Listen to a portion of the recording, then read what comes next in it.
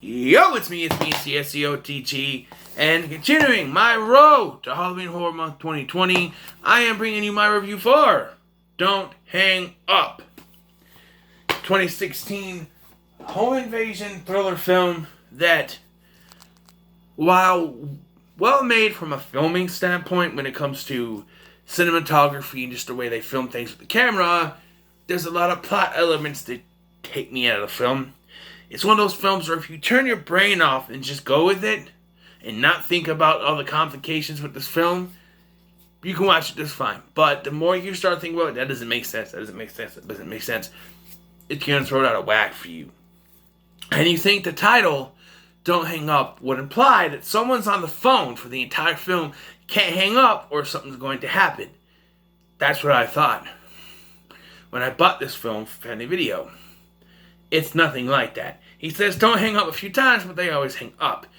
The name of the movie is not important to the plot. Trust me. It's about two main characters, Sam and Brody. They're best friends, and they're pranksters with their other friends. And on one specific night, someone decides to prank back, but for real. And you'll get what I mean in a minute. So, like I said, from a filming standpoint, and, some of the dialogue is good. Just like the way they zoom in things and pull back, and the way they film the cinematography in the rain and stuff like that, it works. And some of the dialogue, specifically after the plot really starts kicking off, works. Before that, it's, not so much. Your standard suck my dick and stuff like that until it really gets going and then things become serious. So the story is, like I said, I already said the story. So, one of my biggest problems is that it's painfully obvious who this guy is, what he's doing from a certain point. And because you know that something from the beginning of this film is going to come back later in the film. It starts with a woman answering her phone saying there's someone invading her house and that she needs to stay there, police, she needs to stay calm, remain calm, and then they mention that they've got the daughter. So she freaks out, and in the freak out, her phone falls underneath the bed. And then this is when they say, "You been pranked, bitch!" But she doesn't hear that. And then it just cuts to them and introduces everyone.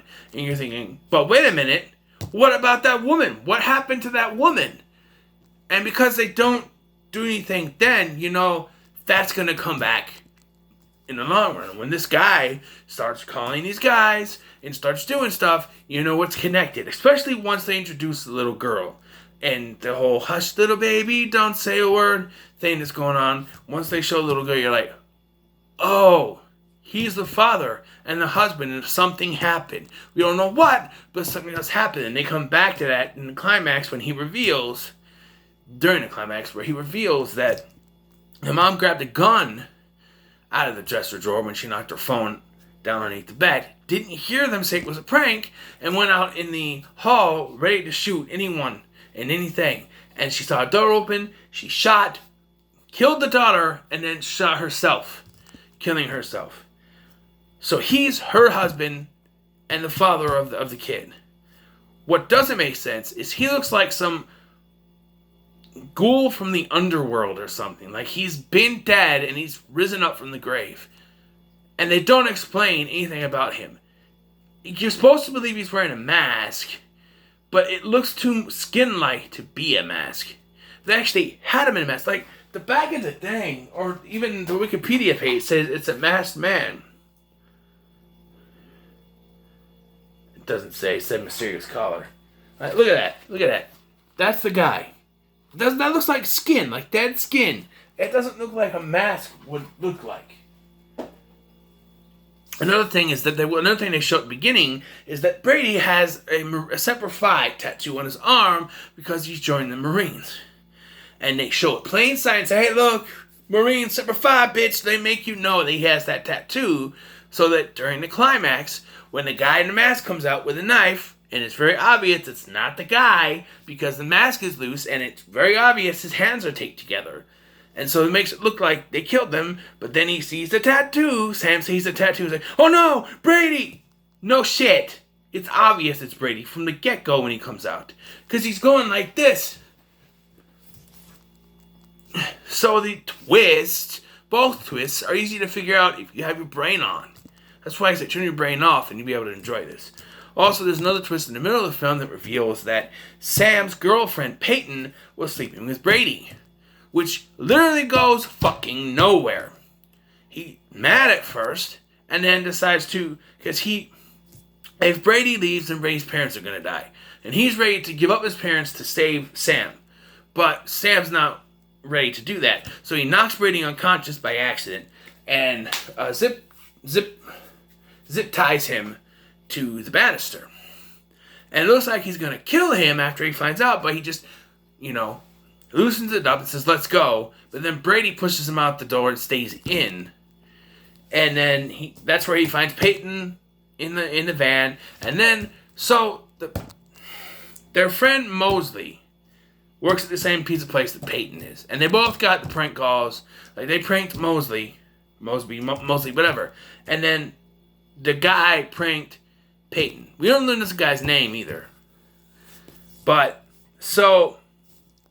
he will show up, but they find Mosley's dead body and he's dead, he dies. And they cover him up with like a tarp or something. And they don't lock the door. So right away you're like, something's going to happen with that door. If you're smart and you have your brain turned on. And it does. It turns out later that the guy took all of Mosby's clothes off, put them on himself, it hid under the tarp so he would pretend to be Mosby. And Mosley, whatever. And then he's in the house. And then that's when they cut to going in the backyard and it's Brady underneath the mask. Look, my ending would be simpler. And the ending to this film is fucking stupid. So, Brady's dead. And he shot Peyton in the arm or something. Peyton's laying there. She's laying on the ground.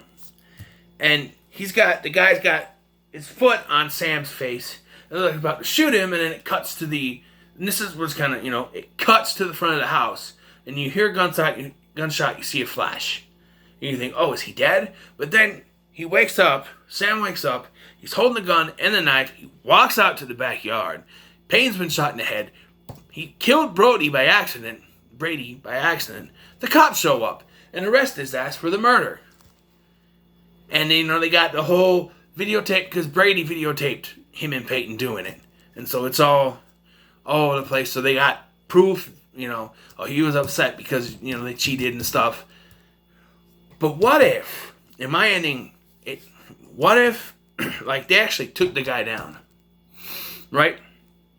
He took the guy down, or the guy gets arrested. What if the cops show up earlier, and they find the guy, and they arrest him, and everything, and he just simply says, it may be over for me, but not for you. And they kind of look at each other and know that now everything's out in the light. Everything is out in the light. So now they have to live with this. Like, Peyton was already avoiding what was going on beforehand. Now Sam knows what's going on. And now the three of them would have to deal with it for the rest of their lives. What's going to happen? Are they going to still be friends? I mean, Brady says before he dies, best friends forever, but are they going to be friends? Is it going to go on? What's going to happen? Who knows? But no, we got to have him arrested. Maybe my ending's not the best, but it makes more sense in the context of all this stuff that he's showing Sam and everything that's happened. And yet he just goes to jail. That's not really justification. That's just throwing him in jail because he accidentally caused the death of your family. An accident.